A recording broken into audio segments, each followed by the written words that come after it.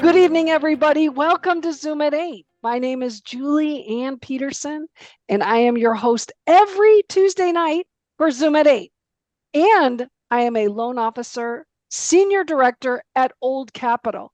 And we have been doing this for a very long time, 38 years. We have been closing loans, closed about 7,000, a little bit over 7,000 loans. So when you're looking to put together a deal, you want to be working with a company that has execution certainty.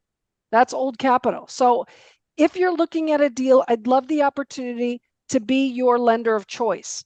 So we're going to need your T12, your rent roll, the offering memorandum, and your underwriting. Package that all up. Tell me a little bit about the deal, where the address is, how many units, what you want to pay for it, and let me underwrite it for you. Hey, it takes 48 hours. You want to know how much the lender's going to bring. Don't overpay for these deals, guys and gals. You don't want to do that. That just happened recently. Person put in an LOI for over 5 million, and it really should be at a little bit less than that. So make sure you're underwriting very accurately and check in with a lender. All right. So tonight, I am excited. Tonight, we're going to be visiting with Chris Nebenzahl. We're going to be talking about the markets. This guy is an amazing wizard when it comes to data. And you know, data drives decisions. So get your piece of paper out and let's get to know Chris in just a minute. We've been doing this for almost 5 years, Zoom at 8. And some of you have been here for that duration. So thank you so much for supporting Zoom at 8. Make sure that you like the YouTube channel so that you can get updates. Tonight, we've got to give as much time as we possibly can to Chris Nebenzahl, because Chris is the director of research at Radix and has been active in the multifamily investment and research community for 15 years. This guy knows his stuff. At Radix, Chris monitors key fundamental trends in the multifamily sector, looking at a wide array of data from property traffic and leasing to national rent growth and employment changes. He authors Radix Weekly Rent and Operating Trends Report, which everybody needs to listen to. So Chris, make sure you tell us what that is, and provides regular client market updates. Prior to Radix, Chris led the institutional research team at Yardi Matrix. Yardi Matrix, this is the big guy. We got the big wig here tonight. Aside from his research roles, Chris is an active LP and GP investor in multifamily developments and long-term holds. He lives in Colorado with his wife and 2 young daughters. And it has been way too long since Chris has been here. So I want to welcome Chris back to Zoom at 8. This is, I think, your 3rd time. Welcome back. Thanks, Julie. It's great to be here and great to see everyone. I'm sorry to say that it's taken so long to get back on Zoom at 8, but I'm really excited to be here tonight. As Julie said, I'm excited to kind of talk about different markets, different trends, different areas that we've been following. Certainly as it relates to multifamily, gosh, the last time I was on Zoom at 8, it was kind of the peak of multifamily in our generation, if not our lifetime. 2021 was an unbelievable year. 2023 was an unbelievably challenging year. 2024, we're coming out of that. And that's a lot about what we're going to talk about today. So let me share my screen. We'll dive right into it. As I'm kind of setting up, please put any questions that you have in the chat. And please also throw in the chat any markets that you'd like to focus on. So the way I'm going to run things tonight, we'll talk a little bit about what's going on in the macro economy, how that's driving demand in multifamily. Then we're going to talk about some national trends in multifamily. And then I'm actually going to jump right into Radix's platform, and we can talk about any of the top 50 markets that you're interested in. So before we do, just kind of a quick plug for the content that I put out.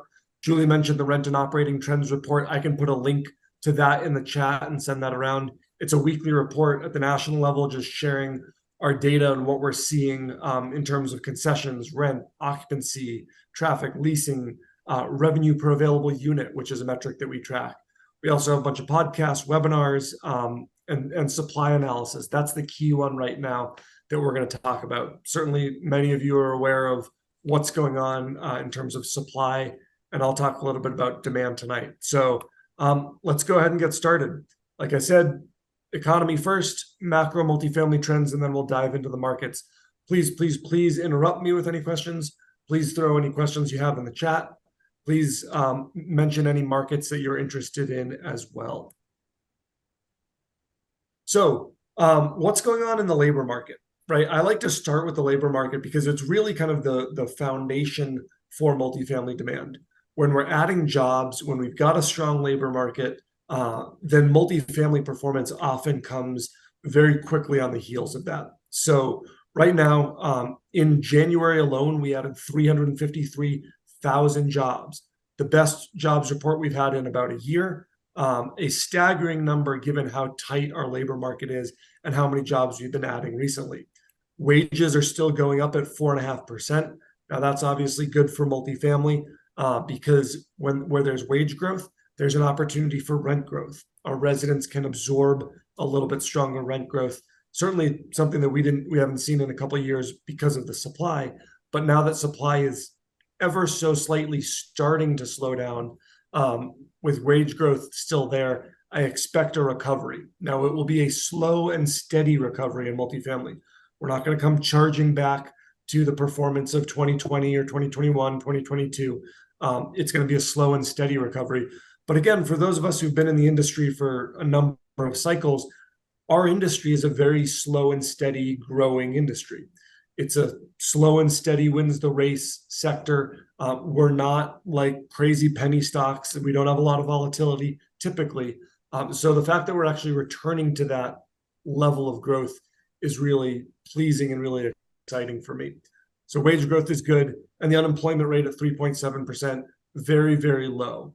It's less than 2% for certain jobs in management, tech, architecture, engineering, some of those higher end jobs. The labor market's even tighter than the headline number implies. So again, from a demand perspective, the labor market is very tight. That is very good news for our industry. You do see a lot of pessimistic headlines. This one was out a couple of weeks ago. Why are the Americans so down on the strong economy? Data shows that the economy is booming. Why does Wall Street think otherwise? Hotter than expected inflation clouds the rate cut outlook. Again, I'm not here to say that mainstream media is inaccurate or anything. I read a lot of media, but there are a lot of headlines out there. I encourage you to press through the headlines. The data is showing that we have a very, very strong economy. The data is showing that inflation is coming down. Is it coming down as quickly as many of us would hope? Perhaps not, but the overall trends, again, slow and steady is going to win this race for us. The data is showing a really strong market. Yes, there are some companies that are having layoffs in the tech industry. Nike just joined that list. Those are garnering headlines. Overall, though, you got to look at the data, and the job market is showing we have a very, very tight labor force. Peeling back the onion a little bit, I will say that the job growth has been somewhat bifurcated. So 80% of the jobs that were created in the second half of last year came from three industries: healthcare, leisure and hospitality, and government. Specifically leisure and hospitality, although government and healthcare to an extent are not the highest wage earning jobs. So even though we're adding a lot of jobs, they tend to be in kind of lower wage positions. And this is going to have a direct impact on the sector of multifamily that we're in, or the asset type that we're in. So overall job growth is good. The fact that we're adding 1.3 million jobs in 6 months, 300,000, 350,000 jobs in January, very, very good for the outlook for multifamily as a whole. But as we drill into this, we're going to see that, there's certain sectors that can support rent at a higher level. Professional and business services, that's one of the sectors of the employment market. Think lawyers, engineers, architects, some of the white collar professions that we think of. Average monthly earnings in that sector, about $6,500 nationwide. If you just ballpark that residents are paying a third of their income to rent. That means they can support $2,100, $2,200 rents. Leisure and hospitality, one of the sectors that was growing quite quickly last year and continues to grow quickly. Now their average monthly earnings are only about $2,300, $2,400 a month. On that same assumption of one third of income going to rent, they can only support an $800 a month rent. So again, as we're breaking down some of the data that we're seeing, overall, very, very strong labor market, very, very tight job market. But as we break it down, we want to see, okay, what jobs are being added? Where are they being added? And that will have a direct impact at the market level, at the sub-market level, in terms of how rental performance will be, how multifamily operations will be. I do want to touch briefly on inflation. Inflation has eased a little bit, but it's not as far down as the Fed would like to see. So the CPI in January was 3.1%. The core CPI, which is what the Fed looks at often, is 3.9%. You see the trend of that chart. It is still coming down. It will continue to come down, but it's sticking up a little bit higher. And what that does is that gives reason for the Fed to continue to pause with their interest rates. Now, I'm sure many of you who have been in deals going back 2, 3, 4 years are saying, when are they going to cut rates? When are they going to cut rates? When are they going to cut rates? When is the forward SOFR curve going to come down? I know I'm in a couple of deals where we bought them in 2021. We're looking to say, what is SOFR going to look like in August? What is SOFR going to look like in October? What is SOFR going to look like in November? That's when our 3-year IO debt comes due. And as many of us know, as rates have gone up, our floating interest rates have gone up, our interest expense has gone through the roof. I don't know exactly when the Fed is going to cut rates. I wish I did. But I can tell you that as inflation stays stubbornly high, even though that trend is coming down, every month is important. I will tell you right now with the utmost certainty, deals will either survive or go bust over the next 6 to 12 to 18 months, based on if the Fed moves in May or June, or if the Fed moves twice this year. When I say Fed moves, if they cut rates twice this year, or if they cut 3 times this year, if they cut 4 times this year. The only thing I can do at this point is hope that the Fed cuts will come sooner and they will be more in number, but we just don't know, especially as inflation stays high and the job market stays high. One other area that kind of leads back to that pessimism, why does everyone think that the economy is doing worse than it is? Well, one of the reasons is that the inflation is really hitting where we feel it the most. Food prices are taking up a larger percentage of our income. Housing, people are still kind of feeling the burn from 2021, 2022, even though we all know we haven't seen rental growth in a good 12, 18 months in most markets. So again, there's a bit of a juxtaposition here about what the American consumer feels and what is actually taking place in our economy that we need to be aware of. Final point on interest rate projections, how will they change? This is from the Wall Street Journal Economist Survey. Most said they expected the first rate in either April, at the April-May meeting or in the June meeting. I would expect this drifts later. It looks like the first cut will now be in June. It could push into July. Again, coming off of 2021 when a lot of our deals were put together. Many of your deals, for those of you who are on the call, you probably bought deals in 2021. That 3-year time horizon is coming dangerously close. And I can only hope that the Fed's going to cut sooner rather than later to save some of those deals from distress. Before I jump into the apartment fundamentals, any questions? I'll take a quick look at the chat, but also please feel free to just blurt them out on the call as well. Well, I do have a question on dangerously Yes. close in terms of the feds. Do you think that they take into consideration what is in the pipeline that could be failing over the next 6 months, that they would drive those decisions knowing that you and I are in deals that need to be dropping so we can get out of those, have more options? What's the thought there? Yeah, I don't think they're looking specifically at commercial real estate or at even the lending market where, any industry that is reliant on financing. I think they're much more focused on the consumer. But where I think they are looking, they're looking at things like auto delinquencies. They're going to look at home mortgage distress and delinquencies. And as that starts to pick up, they may push the rate cuts a little bit sooner. Unfortunately, I don't think they're looking to commercial real estate, to multifamily as an area. We haven't seen a ton of distress quite yet. And so I don't think they're going to be looking, to that pipeline of deals of loans coming due as impetus to cut rates sooner. I think we're going to keep going. We don't have any specific questions, so keep going. Great. So as we kind of dive into the apartment market, I'm really going to take things back to kind of economics 101, the supply and demand balance. Most of what I'm going to talk about for the rest of this evening ties back to supply and demand. Where there's too much supply, we're seeing weaker performance. Where demand is steady and demand is strong, we're seeing outsized performance, we're seeing stronger performance. It's all about supply and demand. Certainly for the past 12 to 18 months, we've been in a supply boom. At one point in 2023, we had more than 1 million multifamily units under construction. Just for comparative purposes, the last time we saw that was in the late 1980s.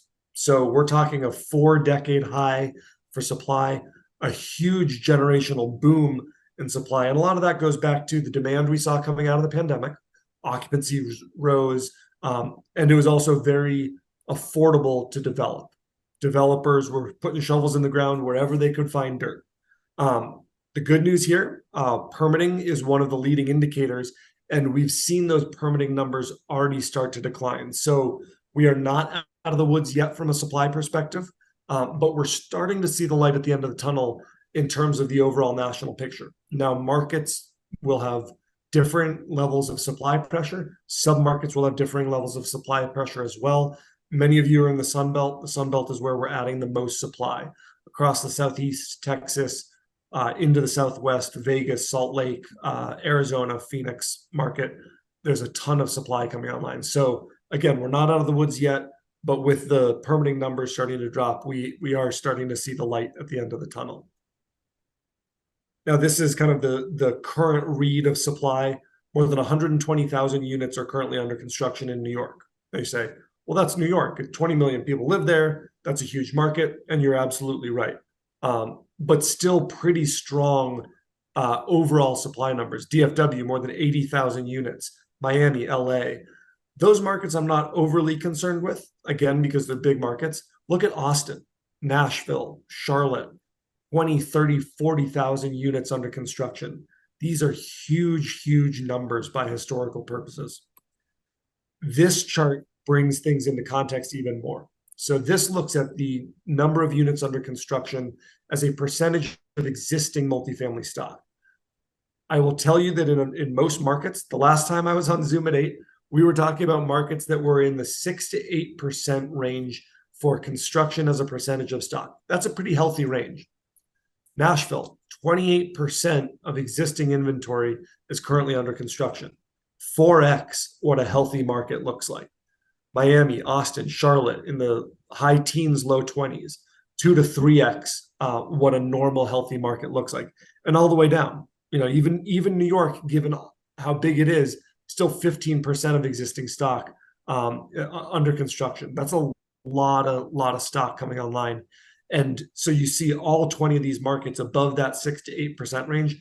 It's going to take a while to absorb this inventory. And while I do expect a recovery coming late this year and next year, it's going to take a while, especially in some of these markets with the most supply. Miami, Austin, Charlotte, we could be well into 2025, if not 2026, before we see the beginning of the recovery. So what are we seeing from kind of an operations side? I talked about supply.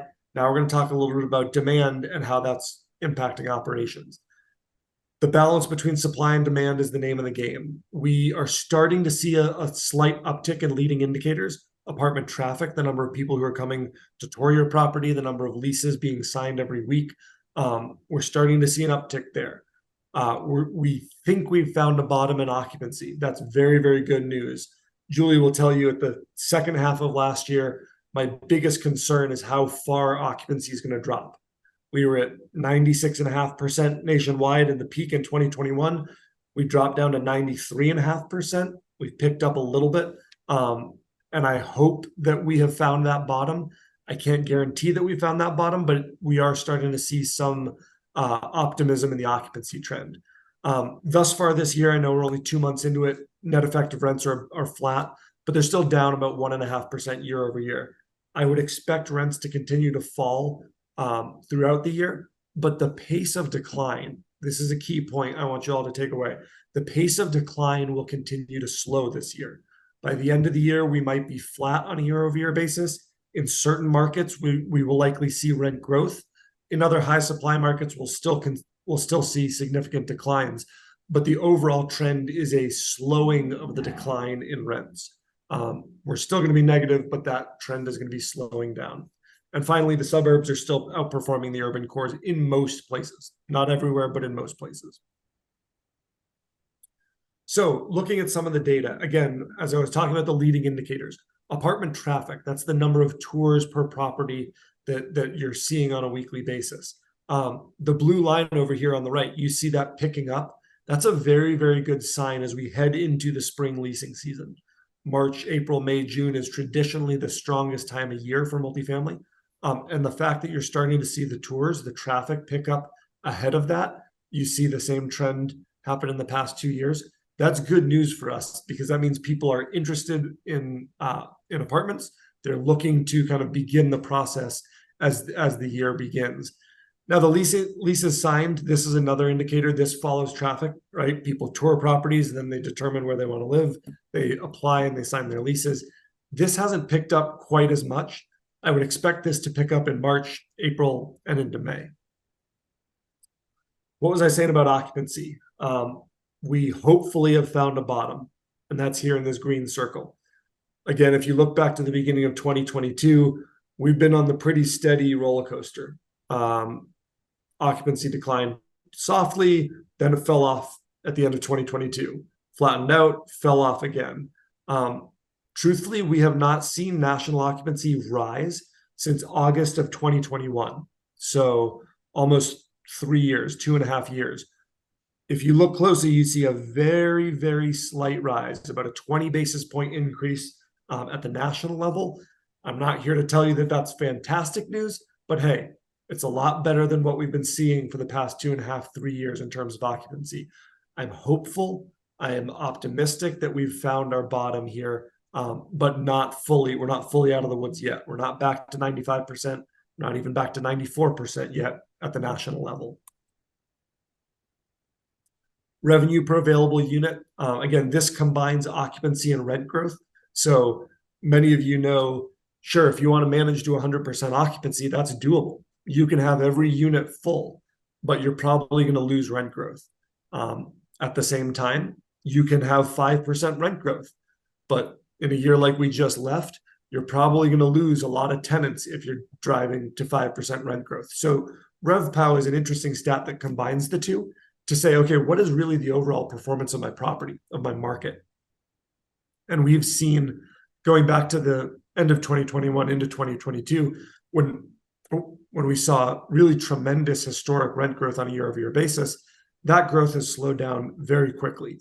We're below the line. We're seeing negative annual rent growth, negative annual revenue growth.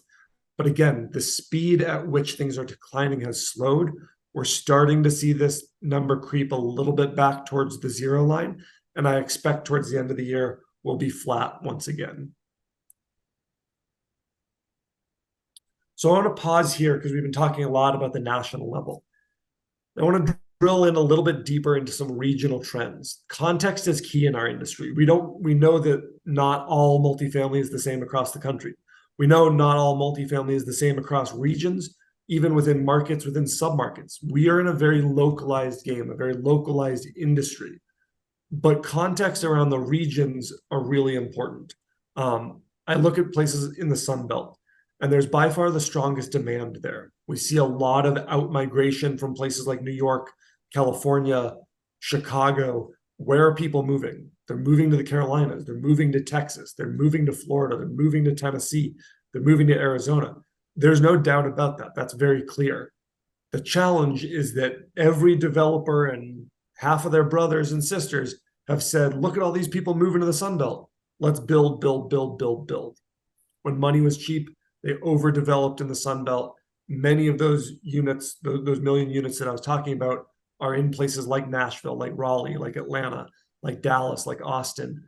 So even though demand is the strongest there, again, thinking of this demand supply balance, there's just too much supply leading to underperformance.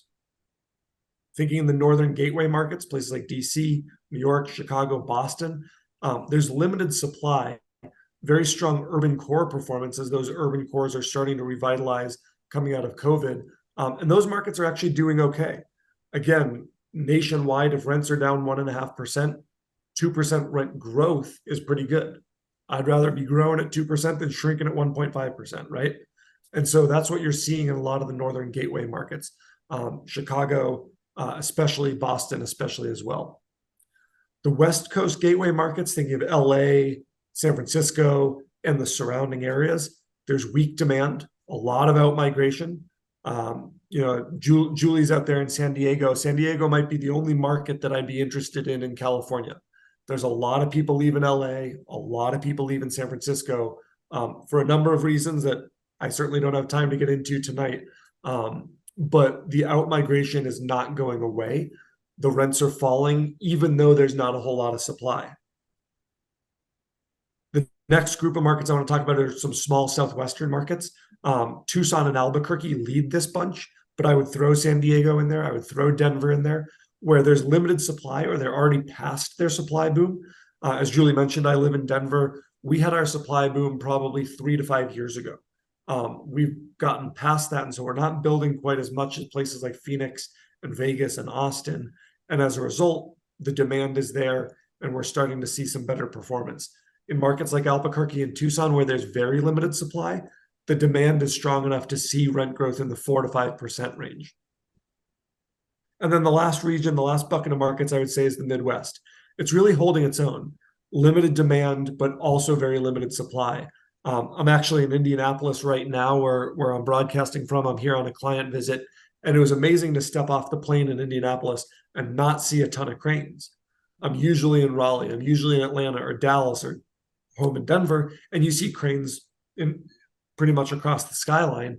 I didn't see a single crane building multifamily in Indianapolis, which was a very welcome sight. Again, Indianapolis, Columbus, Cincinnati, these are slow and steady markets. There's not a ton of demand, but there's no supply pressure that's weighing these markets down.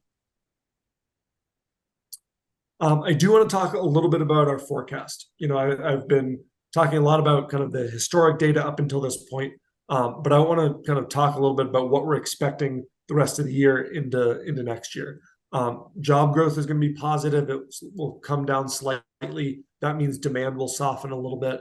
Supply is still going to be the challenge. Again, we're not out of the woods, but I do see a light at the tunnel at the end of this year into 2025. Occupancy is going to be a little bit lower as we absorb that supply, and revenues will be a little bit lower. But again, I see a strong recovery coming into next year and in 2026, 2027. The good news is when we move past this supply wave, I expect strong demand to really drive multifamily performance in 2026, 2027, 2028, 2028. I know that's 2 to 4 years from now, but once we get through the supply wave, demand will be there and we'll see stronger growth again. So again, occupancy is probably going to float between 93.5 and 94.5. Net effective rents will be fairly modest. They're probably going to be flat at the end of this year. Might see some growth into next year. Same with total revenue. We're not going to see data. We're not going to see numbers like we saw in 2021. Honestly, I hope we don't, because if we do see the staggering growth, that's going to raise alarm bells in Washington. That's going to bring about more regulation, more rent control. I personally would much rather prefer to see our industry continue on that historical trend of slow and steady, taking advantage of the many tax benefits that we have, taking advantage of the slow valuation increases and slow wealth creation that multifamily provides for us. just looking at kind of some of our revenue forecasts for the end of the year, the markets in blue, you see those are going to be the strongest markets, places like New York, DC, Chicago, Tucson, Midland, Texas. Midland is an area that it's a boom and bust market based on the oil market. We're pumping a lot of oil in the US right now. We're once again an oil exporter, so Midland is booming. And Seattle's doing well also. You see a lot of the red markets. This is where we expect revenue to decline up to 4%. Tennessee, Alabama, Mississippi, Georgia, into the Carolinas, Florida, Austin, San Antonio. Those markets are still feeling the effects of high supply. Those markets are likely going to struggle through the rest of this year. And finally, I do want to touch on the transaction market. So most of what I've been talking about today, supply and demand, this impacts operations, right? Certainly, as we own assets, we need to operate them. We need to maximize their operations. But there is the side of the industry that is the transaction market, and that's been extremely challenged, driven heavily because of the Fed activity. We won't see a lot of transaction activity until the Fed stabilizes. And not only do they need to stabilize, but they need to tell us either explicitly or inferentially when they're going to cut rates. And we're just not there yet. That's putting a lot of pressure on our industry. Again, I'm an LP and a GP in a couple deals in Texas, and I'm waiting with bated breath every time the Fed meets to say, okay, are we going to cut rates? Is this going to give us any relief on the loans that are coming due? So when transactions do occur, I would expect significant discounting from what ownership groups are expecting. I think all of us need to look in the mirror as owners, as LPs, as GPs, and say, hey, I know we underwrote this deal in 2021 at a 2.1 equity multiple. We're probably not going to get a 2.1 equity multiple. I know we underwrote it high teens, low 20s IRR. We're probably not going to see those unless we completely change our investment horizon. We're going to need to extend hold periods where we can, for some, just to make deals survive, let alone hit our underwriting expectations. So it doesn't bring me joy to talk about how challenged the transaction market is, but it's the truth of where we are. We're in a really challenging time, not because interest rates are high by historical standards, but just how quickly the Fed raised them. So for many of us who, closed deals at 0% interest rates, and now those rates are at 5.5, that was a huge jump in a year and a half time frame, and that's putting a lot of pressure on us. So again, supply and demand is the name of the game. I do see light at the end of the tunnel. I am hopeful for a recovery. I expect a recovery, but it's going to be slow. It's going to be steady, and it's going to be divided in different locations based on where supply has put even more pressure on top of the existing market. So with that, I will pause for just a second, answer any questions, and then I want to dive into our platform. And again, I can look at any of the top 50 markets. We can jump in and look at historical trends. We can look at concessions. We can look at rent, occupancy, any number of metrics that we're tracking, so that we can just kind of drill into markets. All right. Any questions that anyone has thus far? Yeah. So Angel asked, do you believe wages will remain sticky for the next year or two as well, or will increases in wages be one of the potential lead indicators that we're coming out of this mess? Wages. Yeah, it's a good question, Angel. What's going on with wage inflation? So at the high level, who doesn't want their wages to grow, right? Who doesn't want their wages to grow faster and faster and faster? I think we all would. Certainly any of us who are working W-2 jobs. The challenge there is if you get wage inflation that's too high, then you get this wage price spiral, and that leads to further inflation down the line, goods inflation, services inflation.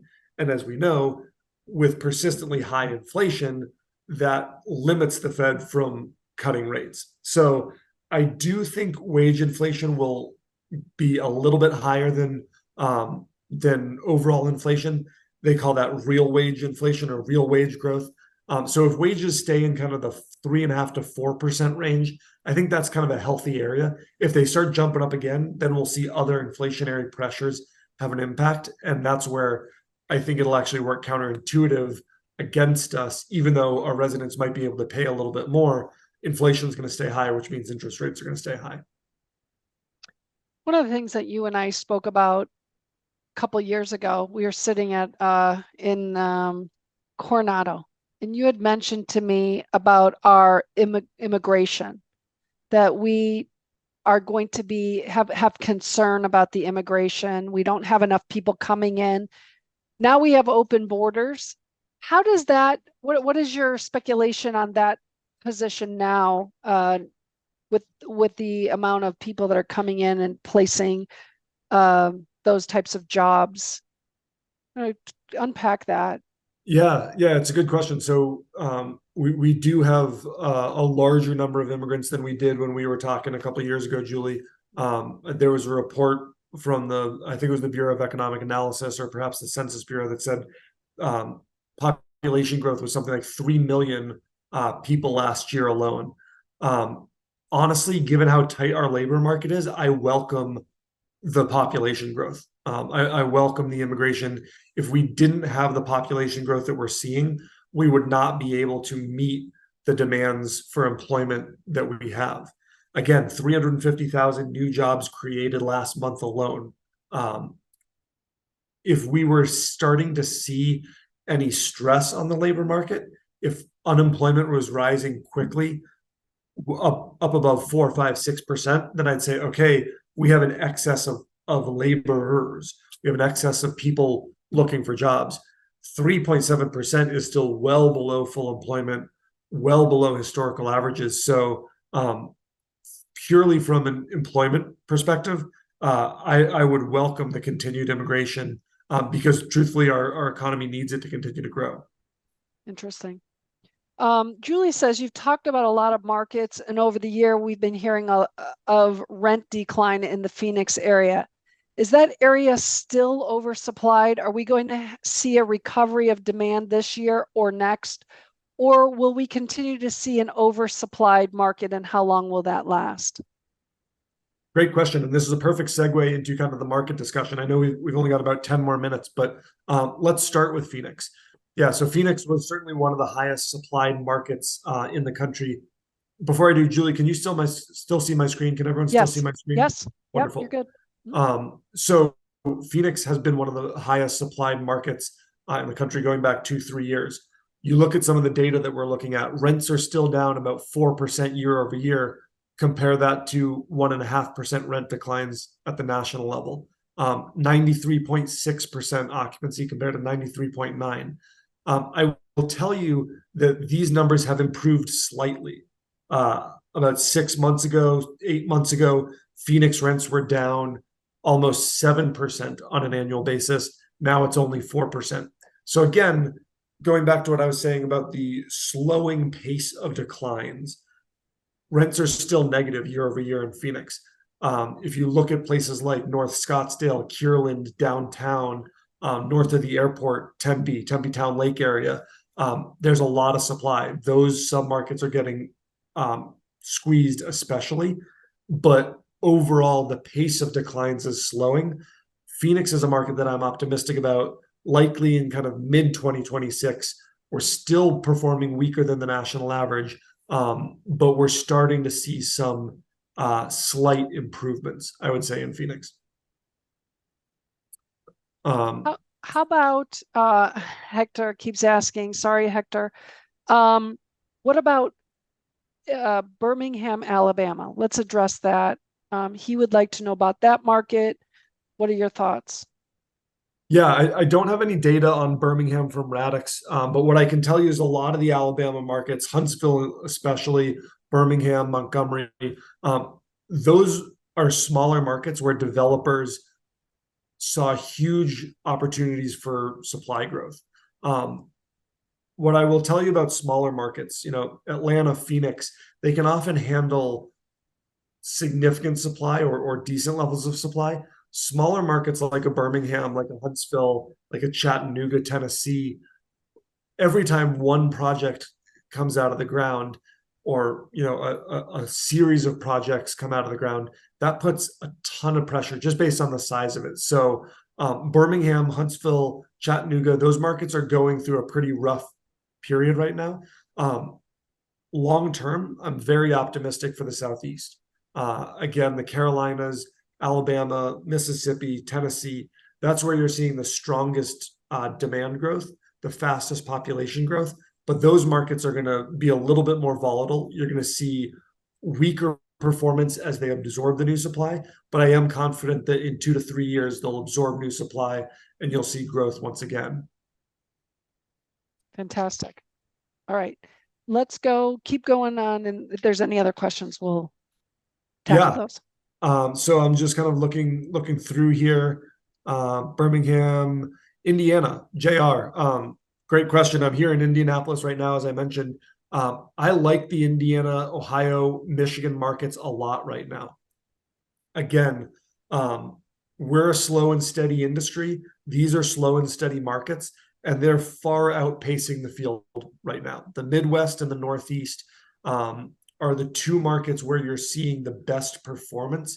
Again, it's not a supply issue. These markets aren't oversupplied. They're not building a lot. And even though demand is not making headlines, you don't see tons and tons of people moving into Rhode Island or tons and tons of people moving into Ohio or Indiana. But places like Providence, Columbus, Cincinnati, Indianapolis, Minneapolis is doing very well. Kansas City is doing very well. Chicago, obviously the biggest market in the Midwest, as I mentioned, is doing very, very well. So the Midwest and pockets of the Northeast, I'd say, are the best performing markets right now in the given cycle. In the Midwest, do you have jobs data and wage growth to support those Midwestern states? Yeah, so we are seeing pretty strong job growth. I don't have that data right in front of me. I can pull that data for you.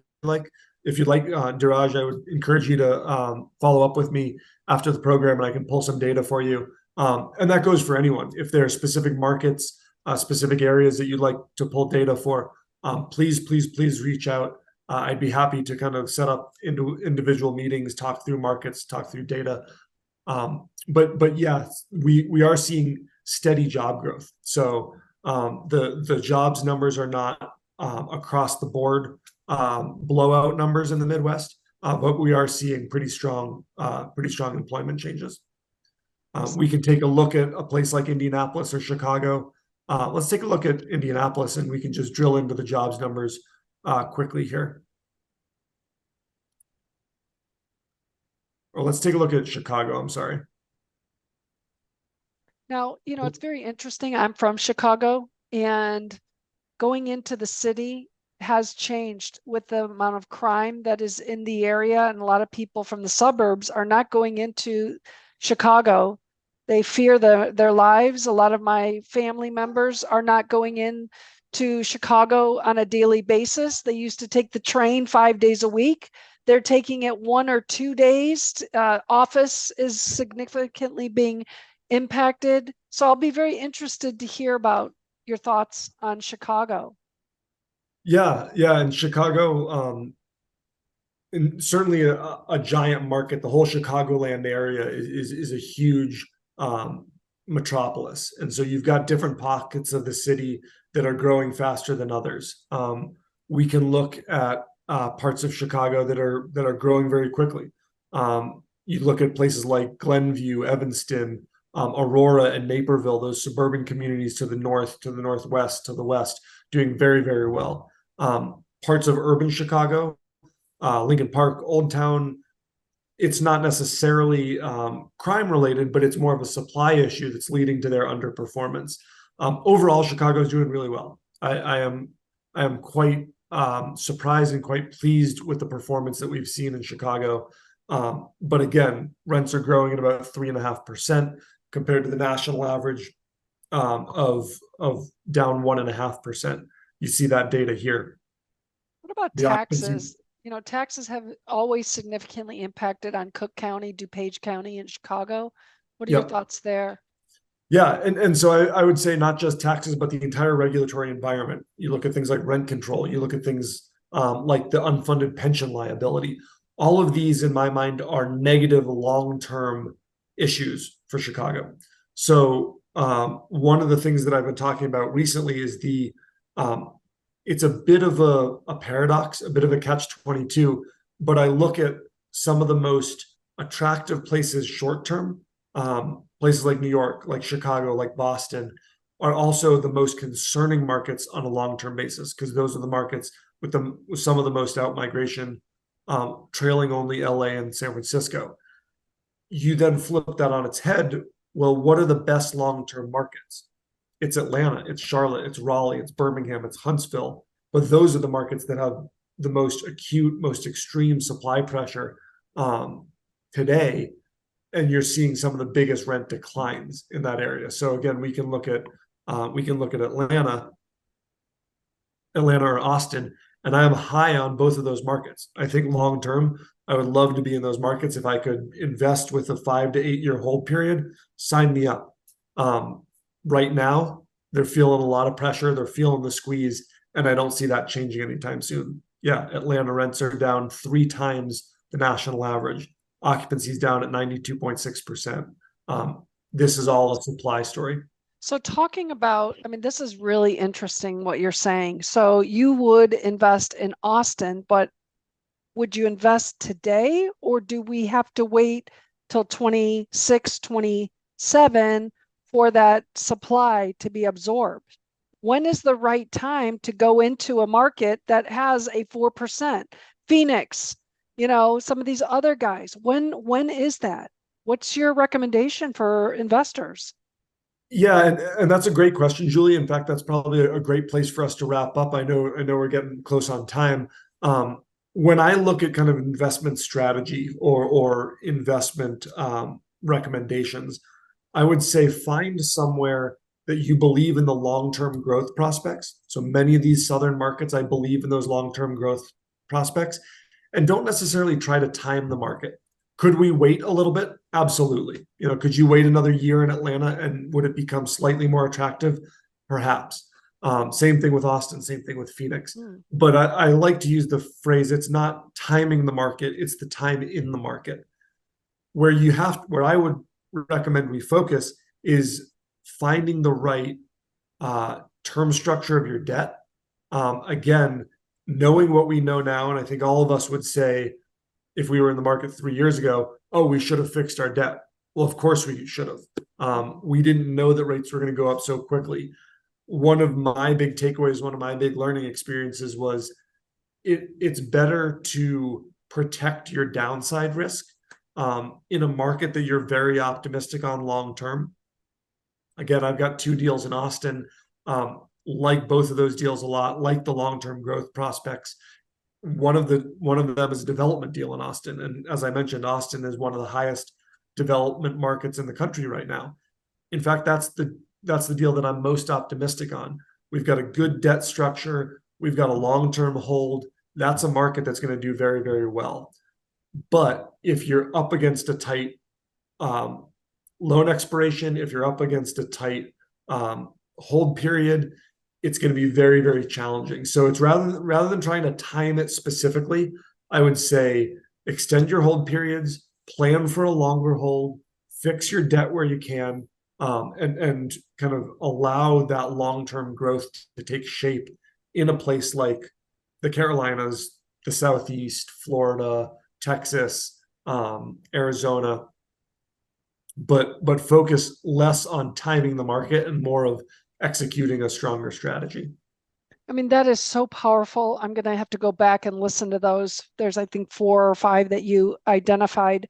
My question to you, and we're doing the top lending vehicle that we're doing right now is agency, 5 or 7 year, because people are saying, oh, the rates are going to go down in the next 3 years. I want to be able to get out. So they're doing the step down approach. They're buying down the rate. So they're paying 2 points to drop it 25 basis points to get closer to what it might be in a couple, 3 years.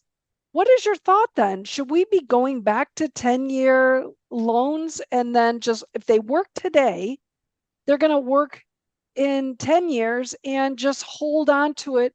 I think what people have gotten into multifamily, they have thought, okay, it's a fix and flip model. We need to change that. We're in the process of doing that. But is it the 10-year structure of debt? Is that what your recommendation is? That this is really key piece here. It is truthfully, and you're right. I think we as a collective industry, and I don't want to paint with a broad brush. I'm certainly not singling any individual or any entity out, but I think we collectively got very kind of punch drunk on 20% rent growth and skyrocketing valuations and three caps and 3.5 cap rates. Um, that's not how our industry has operated for throughout history. Um, we're a very long-term wealth creating industry. Slow and steady wins the race. I know I've said that over and over, and I don't mean to sound like a broken record, but that's really how our industry has grown up. And so there is certainly value in value add in improving a property. But I think where I would like to go, where I would recommend people go, is back towards that long-term hold. We are in an overall housing shortage in the U.S., especially as population grows, especially as new generations look for housing, whether it's single family or multifamily. We're still in a housing shortage, even though we're adding all these new units right now. We're in kind of this weird short-term supply crunch, but overall we're in a housing shortage. So if you find markets that have long-term demand drivers, if they're not highly regulated from a restrictive perspective, either with rent controls or limitations to how businesses operate that would force businesses to leave. If you find those markets and you're able to execute a long-term strategy with fixed debt, taking advantage of things like cost segregation and other benefits that our industry has, then we collectively as an industry are going to return to that long-term steady growth, steady cash flow. And that's really what I'm looking to do with my capital, as we begin a new cycle, and what I would encourage other people to do as well. Oh, fantastic. Now, Chris, for those people who are fairly new over the last year, we're chasing the dreams that we had from 2020. We've got this new energy and people saying, hey, I want to jump in. We may be a little bit late. You think that there's going to be enough money that's going to drive some sales in 2024, 2025? Or do you think that we need to really kind of sit on the sidelines till 26? No, What's your thoughts? yeah, there's going to be activity. In fact, if you're well capitalized right now, 2024 could be a really good buying opportunity. Like I said, and I'm part of a group that's facing a challenging asset. We're not the only ones. Mm-hmm. We haven't decided if we're going to sell, if we're going to refinance, what we're going to do. But there are going to be a lot of groups that are forced to sell. They've got a loan coming due. They can't raise additional capital. They can't refinance, and they're going to sell at a discount. There are going to be more deals as well, not a ton, but there will be some deals that go into foreclosure, where banks and lenders take back the keys. So there will be opportunities to buy. And again, if you've got a lot of capital or access to capital, 2024 might actually be a great year to buy. 2025 will likely be a great year to buy. I think that there is this idea or this temperament that has a little bit has the idea that, hey, I lost money. I'm not coming back into this for some time. I was caught in a bridge loan. I'm being asked to bring in some more capital for a capital raise. I am not doing that. This was a Ponzi scheme. This was a multi-level marketing scheme. I'm out. When is it going to make sense for them to come back in, do you think, for those that have lost it? Do you think there's a timing? I'm curious your thoughts. That's a good question. I certainly don't have a great crystal ball into that, Julie. I mean, Yeah. we saw a lot of people and a lot of capital come into our industry in 2019, 2020, 2021, because people said, hey, I can double your money in 3 years, no problem. Well, that didn't happen, right? Or that's not happening. And so I think a lot of people are going to uh, leave the industry, whether they were the sponsors, the syndicators, whether they were LPs. And I don't know exactly when they'll come back. again, I don't think there will be that immediate, hey, we're gonna, get rich quick. I think honestly that the experience that we had in 2020, 2021, 2022, even though it moved the needle significantly, it shifted the paradigm for our industry in terms of revenue. I think it honestly set us back in that, we had a bunch of people come into our industry and said, oh, this is super easy. Anybody can do it. I can Yeah. take a nap for 3 years and double my money. Any of us that have been in here for a while know that's not how things work. You got to fix toilets, you got to paint walls, you got to, take care of good tenants and take care of bad tenants, and you got to execute a long-term strategy. It's not what a lot of people thought it was going to be that kind of popped in and popped out. Yeah. Very good point. Very good point.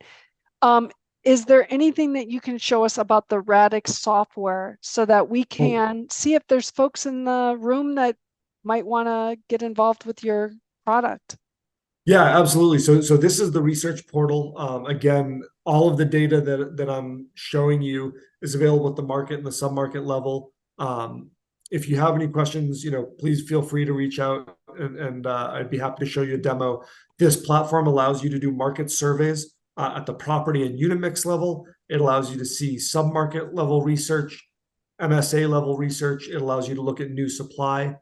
We've got a construction pipeline feed to tell you where the new supply is coming online. So if you're looking at a deal, but you say, hey, I don't want to be around a lot of supply pressure, we happen to be looking at Atlanta where they're building everywhere. But each one of these dots represents a different multifamily project coming out of the ground.